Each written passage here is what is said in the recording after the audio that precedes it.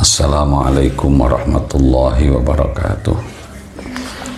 Bismillah, alhamdulillah, wassalatu wassalamu ala habibillah Sayyidina wa maulana Muhammad ibn Abdullah wa ala alihi wa sahbihi wa mawalah ila hadratin Nabiul Mustafa Muhammadin sallallahu alaihi wasallam wa ala alihi wa ashabihi wa azwajihi wa dhurriyyatihi wa ahli baitihi wa ila arwahi jami'il awliya wal ulama'il amilin wal qurra'il mukhlisin aimatil hadithi wal mufassirin wa khususan ila ruhi muallifi hadzal kitab wa nafa'ana Allahu bihi wa bi 'ulumi wa a'ada alaina min barakatihi wa anwarihi wa asrari fid dini wa dunya wal akhirah. Al-Fatihah. A'udzu billahi minasyaitonir rajim. Bismillahirrahmanirrahim. Alhamdulillahi rabbil alamin arrahmanir rahim maliki yaumiddin iyyaka na'budu wa iyyaka nasta'in ihdinas siratal mustaqim siratal ladzina an'amta 'alaihim ghairil maghdubi 'alaihim waladdallin. Bismillahirrahmanirrahim. Qala al-musannifu rahimahullahu ta'ala wa tsani utawi kang kaping pindho iku satru launil aurati, nutupi warnane aurat, indal kudrati ing dalem nalikane kuwasa mampu, walau kana lan senajan ana sapa as-syakhsu wong iku kholian sepi fi dzulmatin ing dalem peteng, fa in ajaza mongko lamun apes sapa wong sapa sakhs an satriha saking nutupi aurat, sholla mongko sholat sapa sakhs arian hale wuda, wala yumi'u lan ora isyarah sapa sakhs birruku iklawan rukuk wasujudi lan sujud, bal yutimmu balik nyempurnaake sapa sakhs huma ing rukuk lan sujud, wala i'adata lan ora baleni iku maujud alaihi ing atase sakhs. Jadi rukun yang kedua untuk sholat yaitu harus menutup aurat. Nah, menutup aurat itu ternyata bagi yang mampu. Bagi yang tidak mampu, bagaimana? Tetap wajib sholat. Contohnya piye Pak, orang mampu napa Said? Sekarang apa mungkin ada orang yang tidak mampu menutup aurat? Kalau kondisi normal ya tidak mungkin. Sekarang yang namanya baju, pakaian itu semuanya sudah, orang malah sudah berlebih ya.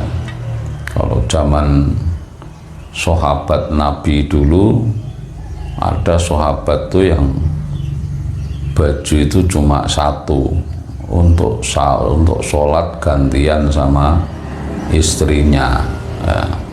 Sa'labah itu dulu kisahnya. Zaman sekarang nutup aurat sudah tidak masalah, tetapi fikih memberikan peluang bahwa jika terjadi suatu saat orang tidak mampu menutup aurat, maka dia tetap wajib sholat kalau tidak kuasa menutup aurat. Dan sholatnya bagaimana? Sempurna, artinya rukuk sujud biasa meskipun misalkan sama sekali tidak pakai baju. Misalkan kondisi perang lawan orang-orang zalim, terus wong Islam ketangkep, baru ketangkep lebokno sel, tidak dipakein baju, kan berarti dia tidak mampu untuk menutup aurat. Dalam kondisi seperti itu, apakah dia wajib sholat? Wajib, tetap wajib. Lah wudhu tidak bisa tayamum pakai debu yang nempel di tembok. Lah sholatnya bagaimana? Ya dalam keadaan telanjang itu dia tetap sholat. Dan menariknya ini wala i'adata alaihi, kalau dia sholat seperti itu dia tidak wajib mengulangi. Kalau misalkan ditahan di penjara bertahun-tahun sholatnya telanjang terus, ya tetap dia wajib sholat dalam kondisi apapun. Nah, kalau mampu menutup aurat, meskipun dia misalkan di kamar gelap, tidak ada listrik, tidak ada lampu, tapi dia punya baju untuk menutup aurat, ya tutup aurat. Jadi tidak kemudian dumeh kondisinya itu gelap gulita terus sholat tidak pakai baju karena nggak kelihatan orang, tetap wajib. Nah, walau kana syakhsu khalian fi dzulmatin. Bismillahirrahmanirrahim.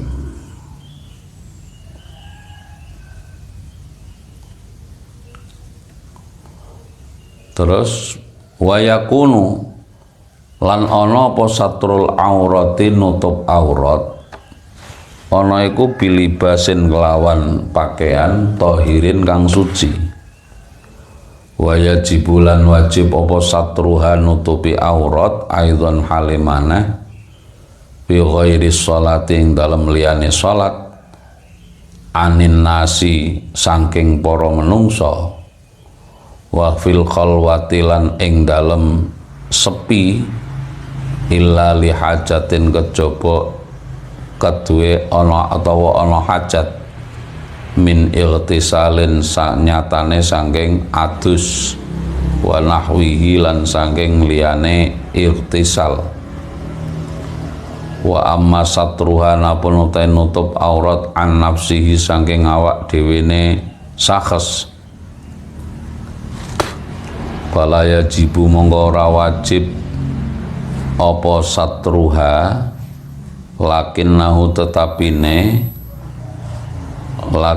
tetapine utawi kelakuan iku yukrahu dimekrohake apa nadruhu ningaline sakhs ilaiha marang aurat.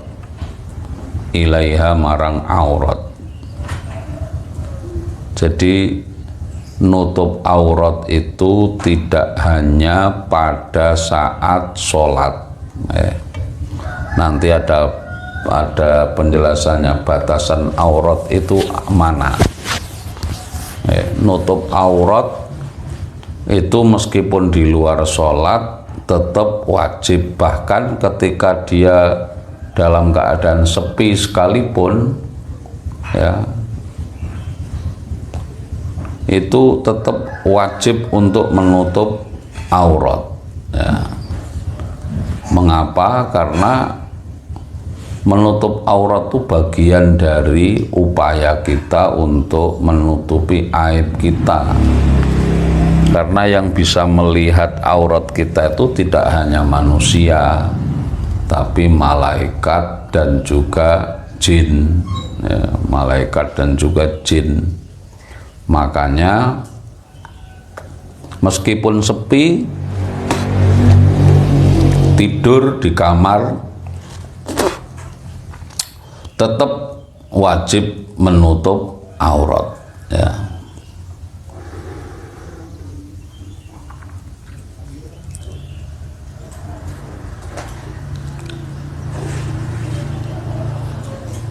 Kecuali dalam keadaan tertentu. Misalnya orang mau mandi, kalau orang mau mandi ya membuka aurat semuanya, enggak apa-apa, sendirian ya, dalam keadaan sendirian di kamar mandi. Boleh saja membuka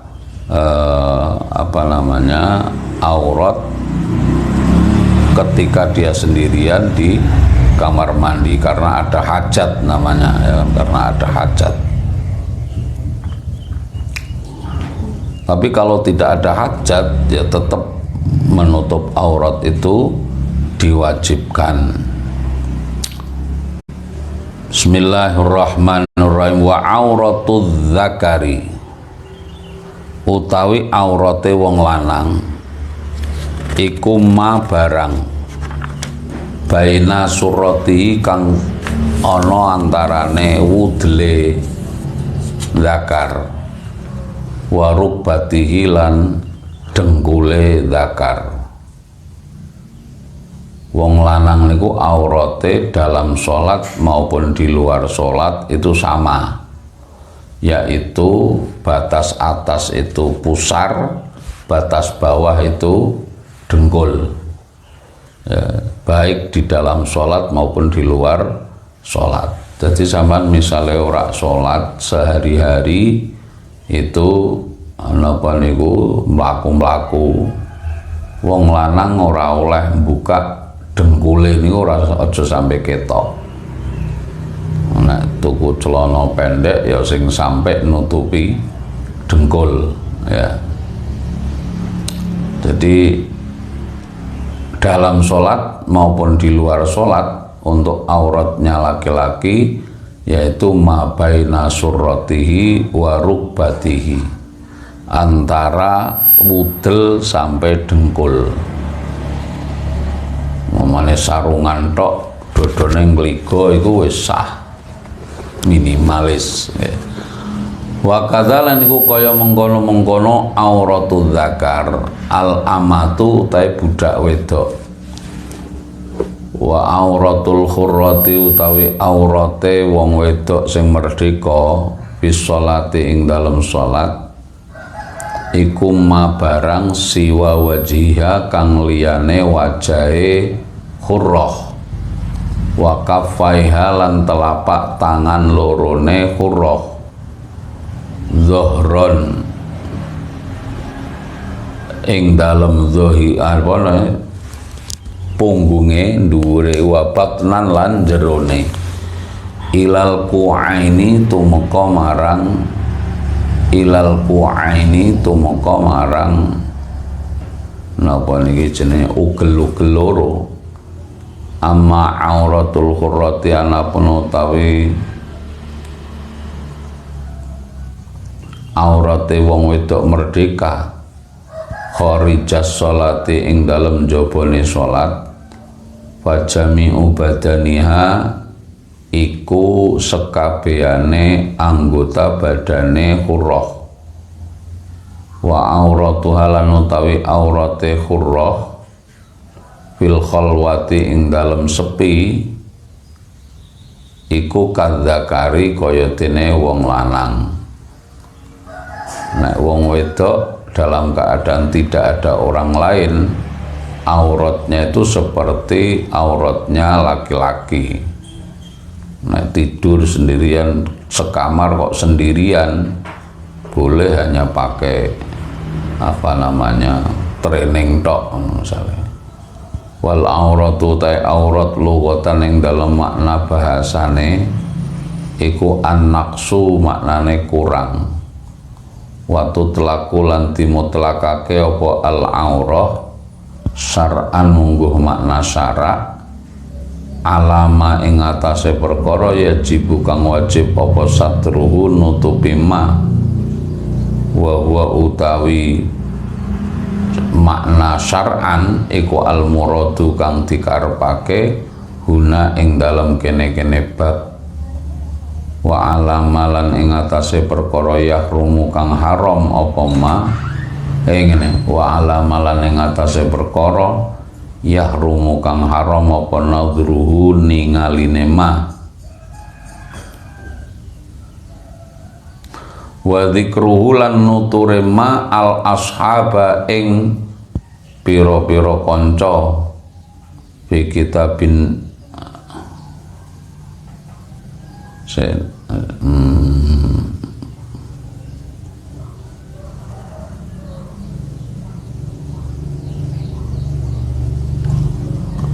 Sik niki.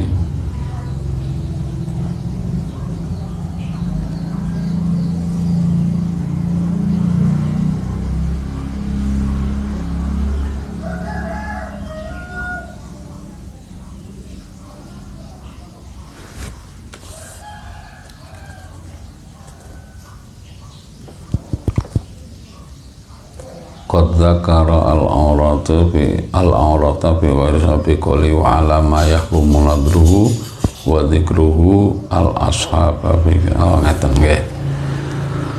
Wa alama lan ing atase perkara yahrumu kang haram apa nadruhu ningaline ma wa dzikruhu lan nuture ma al-ashaba ing pira-pira kanca fi kitabin nikahi ing dalem kitab utawa bab nikah. Maksudnya sing disebut dengan aurat secara bahasa namanya saja aurat. Aurat itu maknanya kurang. Maka orang kok sering memperlihatkan auratnya, maka dia berarti berkurang. Berkurang moralnya, berkurang akhlaknya, berkurang agamanya, berkurang akhlakul karimahnya berkurang. Maka karena aurat itu adalah kekurangan, maka sebaiknya kekurangan itu untuk ditutupi. Banyak orang yang kalau kekurangannya diketahui orang itu nggak suka, tapi untuk aurat yang hakikatnya adalah kekurangan, orang zaman sekarang malah seneng membuka kekurangannya. Wah, apa malah wong-wong bintang-bintang film, model-model yang merasa badannya itu sempurna, badannya itu ideal dan sebagainya, senengnya malah mamerno aurat, padahal itu sebenarnya adalah justru merendahkan diri, ya, merendahkan perempuan bahkan secara umum, karena dia mengeksploitasi aurat untuk mencari keuntungan duniawi, ya. Nah, batasan menutup aurat itu apa? Ini pentingnya. Tadi mu'alif atau musannaf kitab ini mengatakan menutup aurat itu disebut satru launil aurah, menutup warnanya aurat. Artinya menutup warna itu apa? Memakai pakaian jangan sampai tetap kelihatan warna kulitnya, ya. Jadi kalau memakai pakaian kok masih pakaian sing kelihatan itu jenenge apa? Transparan. Pakai pakaian tetapi auratnya, warna kulitnya masih kelihatan transparan, itu ya sama dengan tidak menutup aurat. Itu yang dalam hadis disebut al-kasiyatul ariyat, orang berpakaian tapi hakikatnya adalah orang yang telanjang, ya. Pakai baju tapi bajunya transparan, ya. Bahkan kalau para perempuan itu memakai aurat tuh menutup aurat, pertama jangan sampai kelihatan warna kulitnya, dan juga jangan memperlihatkan lekuk-lekuk tubuhnya, ya. Misalnya pakaiannya ketat, ya, sok-sokan seksi, nah, zaman sekarang itu. Bismillahirrahmanirrahim. Jadi laki-laki di dalam sholat maupun di luar sholat auratnya sama, antara dengkul dengan udel. Wong lanang sholat sarungan tok niku sah, sarungane sak dhuwur udel, ngisore sak ngisor dengkul niku sah cara fikih. Tapi cara akhlak nggih kurang ya tidak baik ya. Mosok ono pakaian sing lengkap sing bisa menutup aurat semuanya kok malah membuka. Auratnya perempuan dalam keadaan sholat itu yaitu seluruh anggota tubuhnya kecuali wajah dan telapak tangan. Artinya telapak tangan itu kudu terbuka dan bisa nempel di tempat sujud. Bismillahirrahmanirrahim. Bagaimana kalau pakai masker?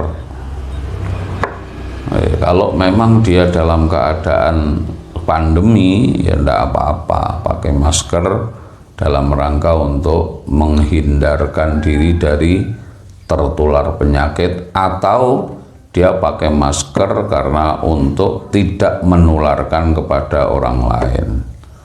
Wa tsalitsu tawi kang kaping 3 iku al-wuqufu mandeg ala makanen ing atase panggonan tahirin kang suci. Tegese rukun sholat itu dia harus berdiri ya. Wukuf itu artinya berhenti, baik dalam keadaan sholatnya berdiri, sholatnya duduk, atau sholatnya mungkin dengan mustalqiyan. Itu tempatnya harus suci. Fala tasihhu mongko ora sah apa sholatu saksin sholate wong siji. Yulaki kang ketemu apa ba'du ba'da badanihi, yulaki kang tetemu ba'du badanihi apa sebagiane badane sahes, au libasihi utawa pakaiane sahes, ketemu najasatan ing najis.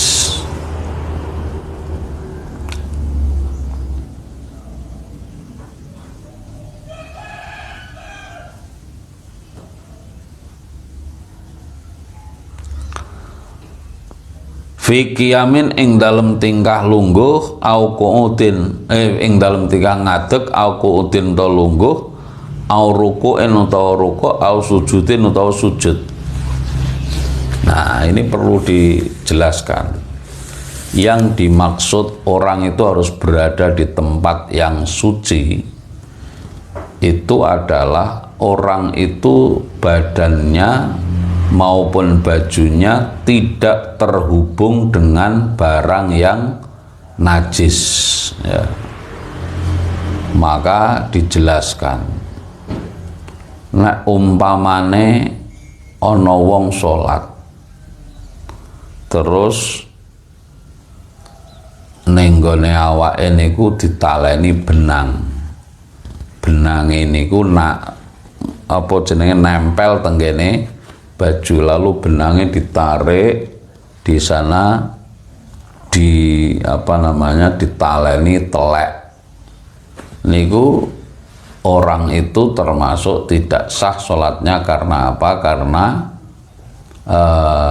badannya atau bajunya itu nempel dengan benda yang kena najis. Tapi kalau najis itu tidak menyentuh dia, misalnya ini ada tempat sujud, nah, ini penting men wong ora was-was.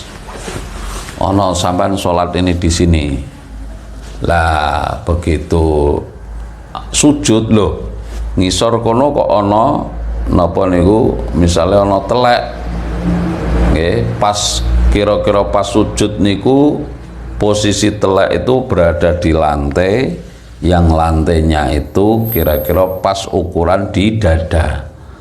Asal najis itu tidak nempel pada badan atau kepada pakaian kita, mung ngepasi niku tegese ning ngarepe niku, itu tidak apa-apa ya, tidak merusak sholat. Maka di sini yang dimaksud yulaki ay ma'al mumasati, berserta sentuhan. Tapi fa in hadzahu bituni mumasatin, kalau posisi najis itu hanya hadza, itu artinya ngepasi. Contohnya ka'an hadza sadruhu fi hali sujudi najasatan ma'a adamil mumasati lam yadurra. Ya, kalau ada najis tetapi tidak nyentuh badan atau baju kita, cuma ngepasi. Contohnya pas ndek sujud nengi sore niku ana napa telek, najis niku tidak merusak daripada sholat. Ya. Terus kalau ada najis tapi kering, misalnya niku termasuk di ma'fu. Wa yughtafaru mulaqatu najasatin jafah faraqaha halan. Umpamane kok lagi napa niku sholat ketiban najis tapi wis kering, ya, tai cecek tapi wis kering, ora ana bekas basah-basahnya, tek tapi langsung dicutat ngene, niku termasuk ma'fu, ya, faraqaha halan, sudah dipisahkan secara segera, ya. Nah, yang dimaksud segera apa? Najisnya itu kita tahu udah tek ada najis di pundak sini. Nah, sampean biarkan saja kalau itu kering, ya.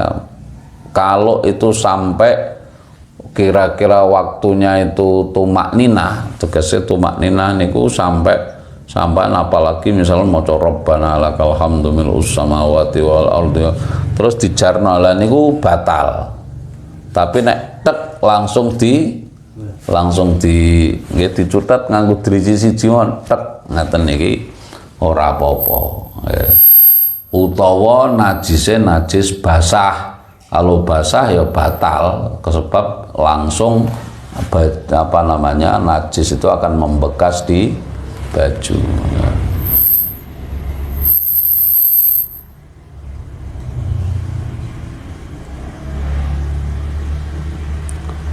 Bismillahirrahmanirrahim. Jadi nek najise kering langsung dibuang. Maka di sini disebutkan wa yughtafaru mulaqatu najasatin jafatin faraqaha halan bihaitsu lam yumdi qadratu ma'ninatihi. Ya, kira-kira tidak melewati waktu khusus cukup untuk tumakninah. Bahkan di sini dijelaskan aurut batin najasatin jafatin aurut batin wa alqama waqa'at alaihi halan min ghairi hamlin. Jadi atau basah tapi langsung dicutat ngaten mawon, bi an azalahu biyadi biwad'iha ala makanin tahirin minhu bi khilafi ma law wada'aha ala najasah. Jadi ketika nek basah carane kudu ketika melepas tangan itu jangan sampai kemudian nutul najise ini ditutul ngene ya malah najise pindah ning tangane. Pokoknya sing hati-hati ngeten mawon lah.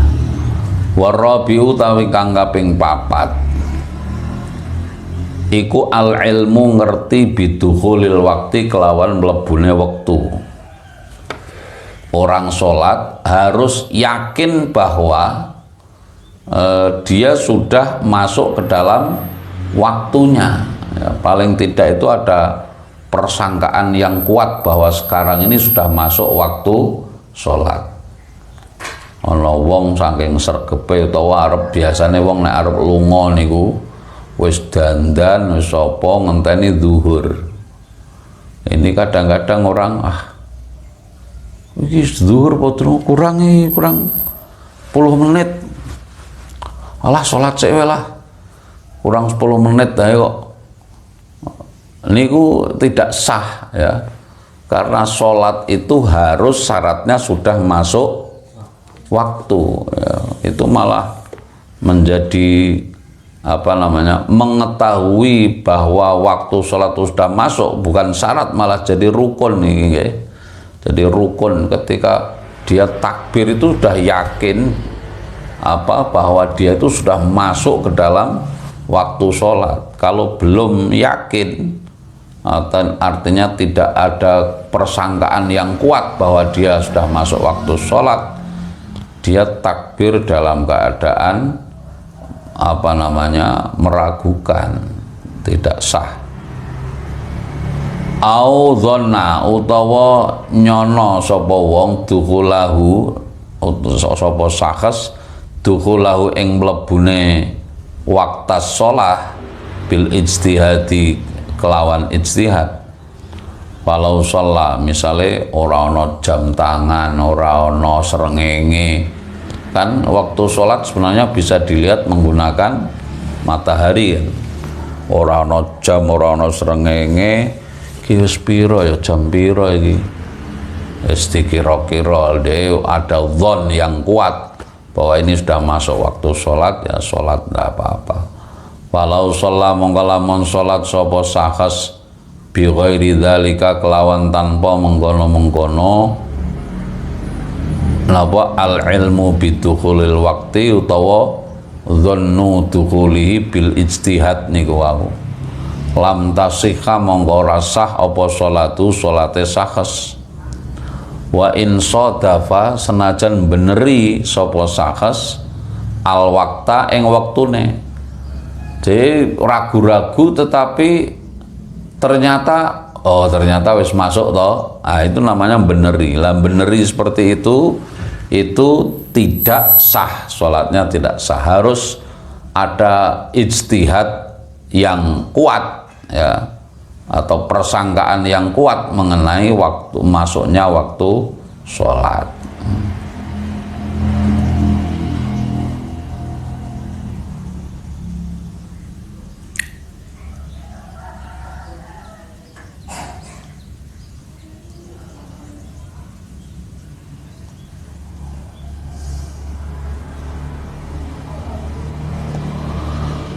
Bismillahirrahmanirrahim. Terus wal khamisulan utawi kang kaping 5 iku istiqbalul kiblati, madhep kiblat. Jadi di dalam ibadah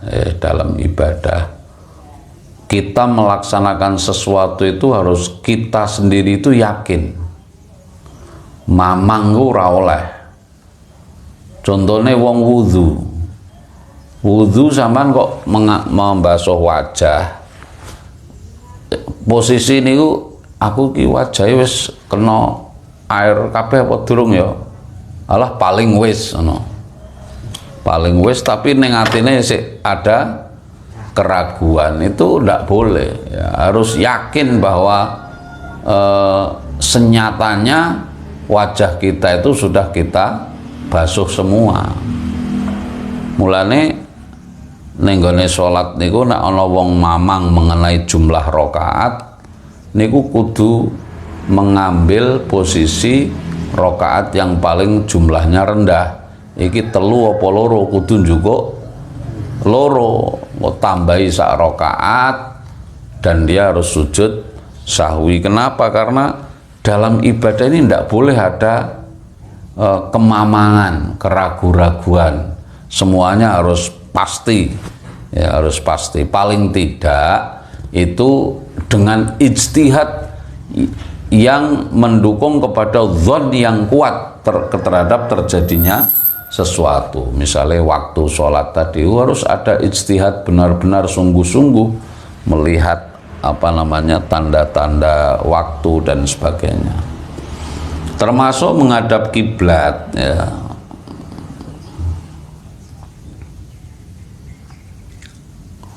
Menghadap kiblat ini hukumnya wajib, ya, tetapi para ulama mengatakan bahwa kewajiban menghadap kiblat bagi orang yang tidak berada di sisi Ka'bah itu dasarnya adalah dzon atau ijtihad, ya, ijtihad. Ya, rata-rata kita menghadap ke barat, ya. ke barat ini sebenarnya kan perlu diukur ya, menggunakan alat apa namanya, ada teodolit, ada alat macam-macam untuk mengukur ke baratnya itu ke arah mana itu kan. Tetapi yang paling penting kita yakin bahwa ketika kita takbir itu kita yakin bahwa kita wajib meyakini bahwa kita sudah menghadap arah kiblat, meskipun itu berdasarkan persangkaan. Jadi misalnya wong lunga ning suatu daerah ning gone Eropa atau di negara yang tidak mengenal Islam, tidak ada petunjuk arah ke kiblat, terus kita ya yakin saja kita berada di mana ini. Kalau di negara Eropa yang itu jelas-jelas posisinya di apa namanya, misalkan di sebelah barat kota Mekah, ya yakinlah bahwa sholatnya paling tidak harus menghadap ke timur ya. Ke timurnya mana yakin ya, kalau kita udah niat untuk istiqbalul kiblah lah. Kecuali kalau orang berada di Masjidil Haram, wajib memastikan bahwa dia menghadap ke Ka'bah. Ai al-Ka'bati tegese madhep ing Ka'bah, wa sumiyat lan diarani apa Ka'bah, diarani kiblatan ing kiblat, li annal musalliya krana temene wong kang salat iku yuqabilu ngadepi sapa musolli ha ing Ka'bah. Wa Ka'batan lan diarani apa Ka'bah ing Ka'bah, artinya bangunan itu dinamakan Ka'bah. Kenapa? Lirtifaiha krono dhuwure Ka'bah, lirtifaiha krono dhuwure utawa apa jenenge niku muncule Ka'bah, wastiqbaluha utai madhep marang Ka'bah iku bisodri kelawan dodo. Yang dimaksud menghadap ke arah Ka'bah itu sing ngadep niki dodone, bukan wajahnya. Artinya kalau dada kita yang menghadap ke Ka'bah, berarti seluruh anggota badan kita pasti menghadap ke Ka'bah, wajah kita mesti menghadap ke Ka'bah. Jadi sing ngadep niki dodone. Mula wong kok salat misalnya wajah niku noleh niku makruh. Sing madhep kiblat niku ora kok wajahe tapi dodone. Jadi umpamane wong madhep ngalor tapi wajahe menghadap kiblat miring rono ngulon, niku ya ora sah, sebab sing madhep mung wajahe lho. Tapi ketika sholat kok kita mengatakan inni wajjahtu wajhiya lilladzi fataras samawati wal ardh, kami menghadapkan wajah, itu hanya sekedar menyebut tentu bagian paling luhur, paling mulia dari manusia itu adalah wajahnya. Maka ketika kita menghadap Allah, tentu yang dimaksud kita mengatakan aku menghadapkan wajahku, artinya seluruh diriku itu aku hadapkan kepadamu. Jadi dodone ini yang penting. Makanya ketika ada terjadi perselisihan paham mengenai arah kiblat itu agak miring ke sini atau miring ke sini, sebagian kiai itu mengatakan loh, sing wajib madhep Ka'bah kan dada kita, sedangkan dada kita itu manusia ini dadanya kan posisi seperti setengah lingkaran. Nah kalau setengah lingkaran ini artinya kalau Ka'bah di barat, kita menghadap ke barat itu sebenarnya kalau kita tarik garis lurus ke sana kan semakin melebar ke sana. Berarti Ka'bah itu tetap selalu berada di hadapan kita karena di depan dada kita. Pokoknya yakin ngaten mawon. Wastiqbalu utai madhep Ka'bah iku bisodri kelawan nganggo dodone, ora nganggo raine ya. Bismillahirrahmanirrahim.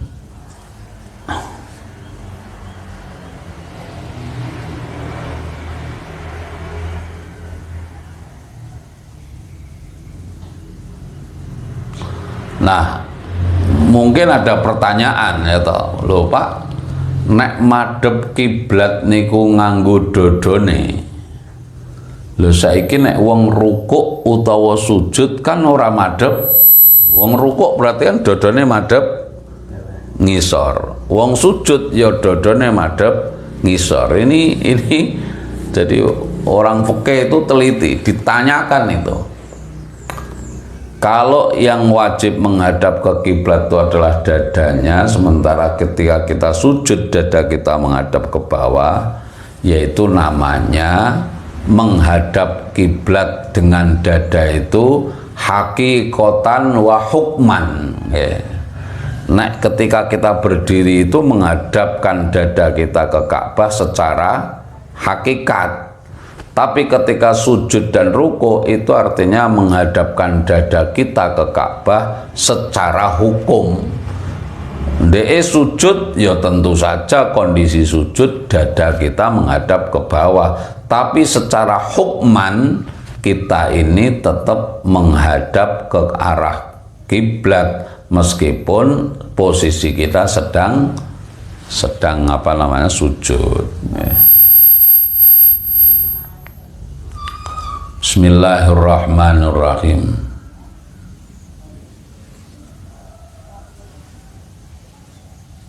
Makanya nek wong sholat dalam keadaan telentang, miring sudah tidak bisa, maka berarti kan maka harus ngadepin sikile ning kulon, badan niki jangan telentang secara secara lurus yang dadanya menghadap ke langit, tapi diganjel sithik, ganjel bantal sithik nggih, kene apa ngene gulune kene ganjel sithik, dadi kan dodone iku rodok menghadap ke depan.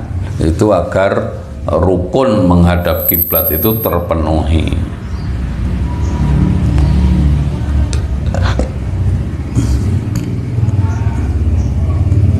Bismillahirrahmanirrahim. Wastiqbaluha utai madhep Ka'bah bisodri kelawan dodo, nggih khobare niki mburine ternyata. Wastiqbalu utai madhep Ka'bah bisodri kelawan dodo iku syartun syarat liman kedue wong qadara kang kuwasa sapa man alaihi ing atase istiqbaluha bisodri. Wastasna lan jabaake sapa al musannifu musannif ming dzalika saking mengkono-mengkono mazkur ma ing perkara zakara kang nutur sapa musannif ing ma biqaulihi kelawan dawe musannif. Tetapi ada pengecualian orang yang boleh sholat tidak menghadap kiblat, yaitu dalam dawuhnya musannif wa yajuzu lan wenang apa tarkus istiqbalil kiblati ninggal madhep kiblat bis sholati ing dalem salat fi halataini ing dalem tingkah loro. Ada sholat yang boleh tidak menghadap kiblat. Kapan? Siji fi siddatil khaufi ing dalem kahanan banget wedine. Maksudnya dalam keadaan sholat khauf. Maksudnya sholat khauf niku napa? Sholat dalam keadaan perang. Fi qitalin ing dalem peperangan mubahin kang diolehake fardhon kanat fardhon padha uga iku sholat fardu kanat fardhon padha iku salat fardu kanat ana apa as-sholatu salat au naflan utawa anane salatku salat sunnah. Ya, kalau dalam keadaan perang itu diatur nangke bab mengenai salat khauf ada 3 aturan. Ada 3 aturan. Pertama, bagaimana salat ketika musuhnya itu berada di sana ke arah timur, padahal kita sholatnya menghadap ke barat. Itu beda aturannya dengan bagaimana kalau musuh berada di arah kiblat sedangkan kita juga sholat menghadap ke arah kiblat niku mangke diatur sholatnya. Kalau itu masih bisa menghadap kiblat, ya kan, masih bisa. Tapi sing dimaksud boleh tidak menghadap kiblat tuh sholat dalam keadaan sedang berkecamuk perang. Ini perang zaman biyen kan adep-adepan nggih. Contohnya perang Uhud, perang Badar. Umpama wong lagi perang tanding ngadu pedang ngeten, ana adzan, waktu sholat datang wajib sholat. Sholatnya piye? Ya niatnya ning ati usolli fadhuri lillahi taala karo sambil napa? Sambil perang di batin tok sholatnya niku. Itulah kehebatan syariat sholat, tidak boleh ditinggal dalam keadaan apapun. Dalam keadaan perang saja wajib sholat. Wong saiki mung krana ngapa niku ndelok bal-balan tok terus ora sholat, padahal perang wae wajib sholat. Ya Allah. Nomor loro, yang sholat yang boleh tidak menghadap kiblat, wa fin nafilatilan ing dalam sholat sunnah, fis safari ing dalam perjalanan, ala rohilati ing atase kendaraan.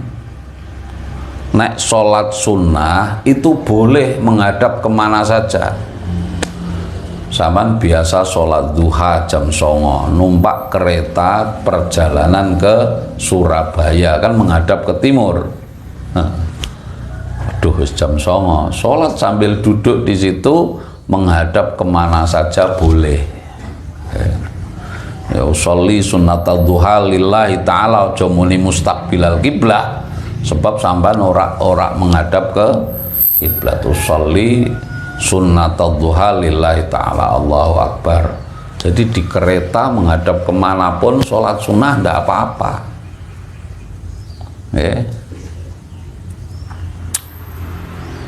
Wah neng omah wae ora sholat tuh, malah neng kendaraan. Tapi boleh, ini boleh sholat sunnah. Enak biasa sholat sunnah duha 12 rakaat atau bengi-bengi napa niku biasa tahajud. Loh neng kereta piye? Neng kereta ya sholat menghadap kemana saja.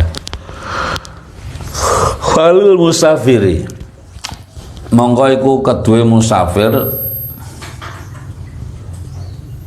safaron kelawan safar mubahan kang diolehake, walau qasiron senajan onone safar iku pendek, jarak pendek, at-tanafulu utawi sholat sunnah sauba maqsadihi ing arahe tujuane musafir, ing arahe tujuane musafir. Maksudnya dia ke arah Surabaya ya sholat menghadap ke arah tujuannya, ndak apa-apa sholat sunnah itu. Ini artinya apa? Artinya hakikat kiblat sebenarnya adalah hati kita. Ya. Jadi yang penting niku atine niku. Secara fisik kita menghadap ke kiblat, tapi hati kita itu harus benar-benar menghadap Allah Subhanahu wa ta'ala. Itu hakikatnya kiblat kita itu ya hati kita itu. Sehingga sholat sunnah itu menghadap ke mana, ke arah mana kamu berjalan, arahnya sampean perjalanan ngidul ning Magelang, sampean ning gone mobil disetiri sampean ning sebelah kiri. Biasa sholat duha, sholat sunat duha Allahu Akbar, sholat ning mobil sak madepe. Ya Allah. Waraki buddha bati utawi wong kang numpak napa dabah binatang, mbok numpak jaran atau numpak keledai atau numpak napa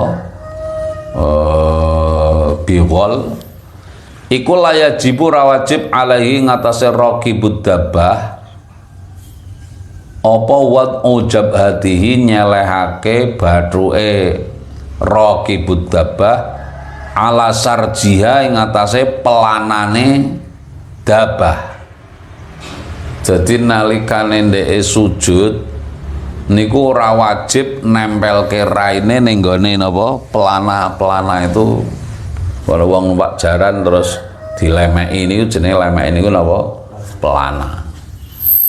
Masalan ing dalem umpamane bal yumi'u balik isyarah sapa raqibud dabah biruku'i kelawan ruku'e raqibud dabah wa sujudi lan sujude raqibud dabah wa yakunu lan ana apa sujude raqibud dabah iku akhfadhu luwih hendek min ruku'i tenimbang saking ruku'e raqibud dabah. Dadi nek wong numpak kendaraan pokoknya isyarah mawon, misalnya lungguh ning kereta ya nek rukuk kira-kira semene subhana rabbiyal azim wa bihamdi subhana rabbiyal azim wa bihamdi sami Allahu liman hamidah, sujude luwih pendek ngeten iki. Tidak harus mencium apa lantainya kereta, wong salat posisi duduk. Wa amal masyi anapun te wong sing mlaku fayatimu mongko nyempurnakake sapa masyi ruku'ahu wa sujudahu ing ruku'e masyi lan sujude masyi wa yastaqbilu lan madhep sapa masyi al qiblata ing kiblat fihima ing dalem ruku'ihi wa sujudihi. Nek wong mlaku ya kudu madhep kiblat, wong mlaku kok. Melaku kan berarti ada pada kendali kita sendiri ya toh. Nah, kita di bis, kita di kereta itu kendaraan tidak berada dalam kendali kita. Wala yamsi lan orang melaku sapa wong illa fi qiyami kecoba ing dalem ngadeke wong wa tasyahudi lan tasyahude wong. Nek melaku niku nek sujud karo rukuk kudu mandek. Jadi misalnya sampean perjalanan melaku di misalnya melaku utawa lagi napa niku jalan sehat. Jalan sehat jam 8 sampean setengah 9 wis mlaku niku salat duha iki piye iki ora apa-apa. Salat duha niku sholli sunat duha lillahi taala Allahu akbar karo mlaku niku sampean karo bismillahirrahmanirrahim alhamdulillahirrahmanirrahim dijak kon dongeng koncone meneng ae. Tapi engko nek wong mlaku nek lagi sujud kudu mandek. Kudu mandek tur menghadap ke kiblat. Mlakune sampean lagi ngidul jalan sehat dari Pasar Mijen sampai Mboja niku salat duha karo mlaku pas mangsane rukuk balik madhep ngulon rukuk terus sujud lah bar tangis kok sujud mlaku meneh. Tahiyat boleh mlaku ya. Ngene iki belas yakin ora ana sing nglakoni ngopo so ning omah wae ora salat sunah apa maneh lagi mlaku-mlaku ya Allah. Tapi niki luar biasa nggih. Fikih niku wis mbahas ana wong sing hobine salat niku dijelaskan nek kowe salat sunah dalam keadaan berjalan, dalam keadaan naik mobil, naik kendaraan itu diatur semuanya. Faslun fi arkanis sholati wallahu alam bisawab. Bismillahirrahmanirrahim wal asri innal insana lafi khusrin illal ladzina amanu wa amilus solihati wa tawassaw bil haqqi wa tawassaw bis sabr. Assalamualaikum warahmatullahi wabarakatuh.